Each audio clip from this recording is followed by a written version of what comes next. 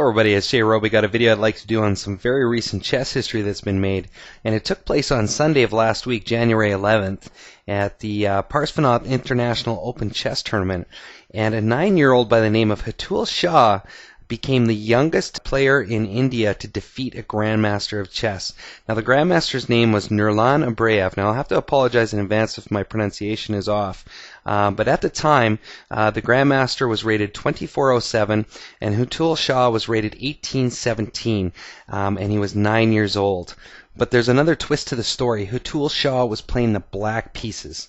So a 9-year-old defeated a grandmaster under standard time controls at a chess tournament with the black pieces, and it's mind-boggling really, but he created chess history, so congratulations to him for doing that. And we're going to take a look at the game today.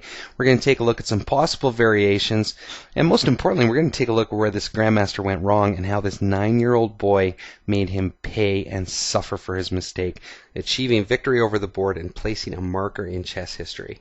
So let's get started with the game here. The grandmaster opens up pawn to e4, and black plays pawn to e5, and we get into the Ruy Lopez here. Knight to f3, black plays knight to c6, and now white develops the bishop to b5.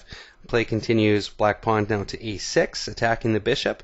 Bishop retreats now to a4, and black develops knight now to f6. So we're in standard book lines here. White goes ahead and castles, and black now plays bishop to e7. White now plays rook over to e1, and black replies now pawn to b5, attacking the bishop, and the bishop falls back now to b3. Play continues, pawn up to d6, and white now plays pawn up to c3, preparing for possibly a move into the center with the d-pawn, also giving the bishop a nice square here on c2 in case it's attacked. Play continues now, black castles, and white now plays pawn to h3, limiting the scope of the light square bishop of black's by taking away the g4 square. And black responds now knight over to a5, attacking the bishop, and the bishop falls back now to that nice square on c2. From here now, black plays pawn to c5, and white now plays pawn now to d4. So we see that thrust into the center. But instead of capturing it away, Hetul places the queen on c7, because once these trades go down, the queen will be able to influence the c-file, especially when supported by a rook behind her. From here now, white develops knight to d2, and black now captures the pawn on d4, white recaptures, and now black develops the bishop to d7. Freeing up the c8 square now for a rook to get behind this queen and influence this file even more.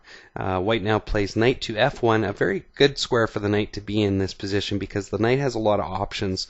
In particularly e3 and g3 can influence the center, or if required for more defensive posturing, the knight can access h2 or even fall back to d2 if required. So black now swings the rook over to c8. Now this queen is bearing down on the bishop on c2, so white needs to do something about that. Now white can bring that knight into e3 now, giving that bishop another defender. And from here now, black swings the knight over to c6, and white plays pawn now to a3. Now we're getting close to the grandmaster blunder, but so far things are okay for both sides of the board. In fact, the engines slightly prefer white in this position, but we're still early in the opening for the most part, so engine analysis is pretty much unreliable at this point. But that being said, we're getting to the very interesting part of this game, and we're very close to the grandmaster mistake. In fact, it's almost like a domino effect starts here, because black plays bishop to f8, and bishop to f8 actually worsens black's position and lets a tactical opportunity present itself for a better position, not a huge material gain, but a better position for white. If white were to say, for example, go ahead and take on e5 at this point, because black's best play in this position is to recapture with the knight. When black does that, white can develop the bishop now to d2, and once white plays bishop to c6, black can play knight to f5, and we see that white has a very workable position. It's not a crushing advantage by any stretch of the imagination, but it's a small advantage building up in this position, almost half a point worth in terms of engine analysis score with Ribka 3. So it's definitely not a bad position for white to be in. In fact, it's worse for black. But the grandmaster missed this move, and instead, after bishop to f8, the grandmaster made a fateful blunder and played pawn up to b3. Now I put a big red X on the problem with this move, and it's on c3. There is no defender on c3 now, and we have to remember back that we have this queen and rook bearing down on the c file. Now this 9-year-old boy saw this right away and went ahead and captured the pawn on d4, and once white recaptured with the knight, the queen comes sweeping into the position now, sitting on c3 and eyeing up both the knight on d4 and the rook on a1. So it's just a horrible position for white to be in at this point, because white has no good options here. White can try to save the rook and the knight will fall and black will be left in a much stronger position. If white attacks the queen, say by moving the knight, the rook falls, and that's exactly what happened in the game actually. The grandmaster played the knight over to e2 and now the rook is taken.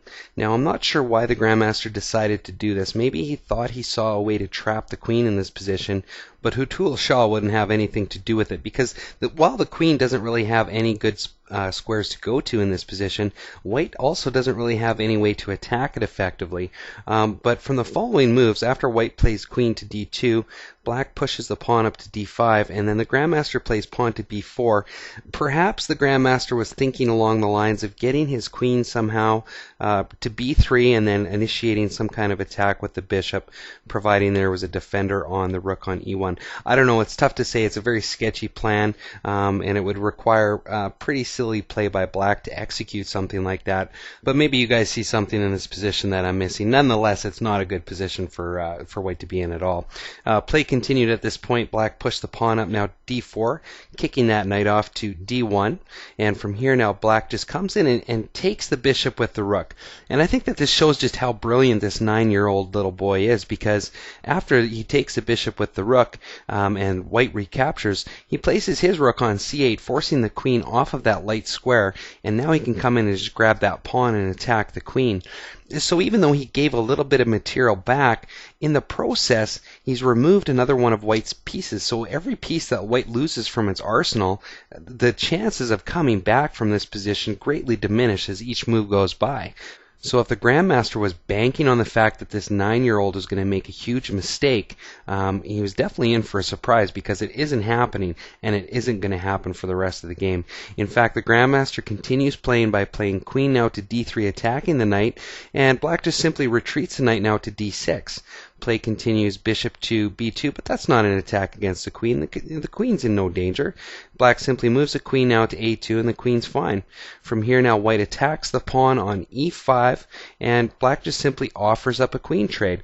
You know, this 9-year-old boy knows that he's in a winning position. He just wants to get white's pieces off the board. Every piece that gets off the board now is just making white's position that much more horrible to play.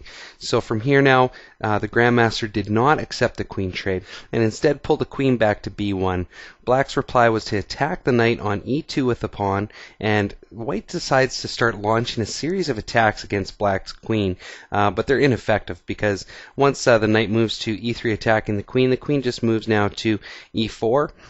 White attacks again, and in the process of doing so leaves the pawn here on f4 hanging, so black just comes in and grabs that pawn, and then white attacks the queen again. The queen falls back to g3, and then white attacks the queen again, and black just simply pulls the queen now to g6, and you'll notice that the queen is defending the pawn here on d3 and also in safety. Now this does let the bishop come down and snag the pawn, but the knight simply moves to c4, attacking the bishop.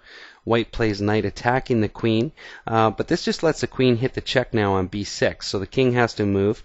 King moves to h1, and now the knight takes a bishop and the rook captures the knight. So more material is taken off the board, and in this position black is ahead 2 pawns of material, but in terms of overall positional strength it's much more than that. In fact, we're going to see black whip all of its pieces into the action now. Black plays bishop now to d6 attacking the rook, and the grandmaster decides to place the rook onto e4.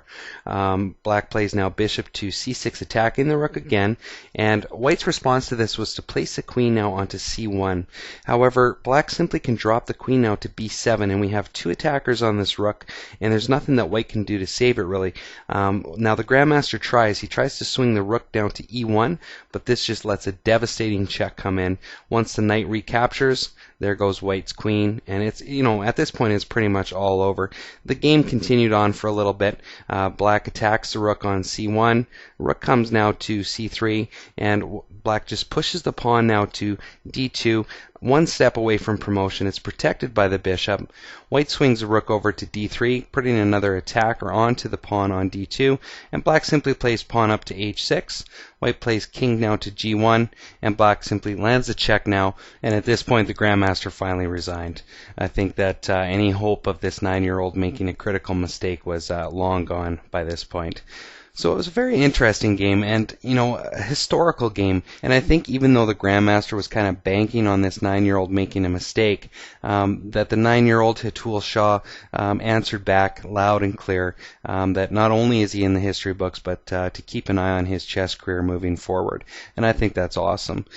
So big congratulations go out to Hetul Shah for winning that chess game and showing such great chess skill at an early age. That was just fantastic. I enjoyed going over this game thoroughly.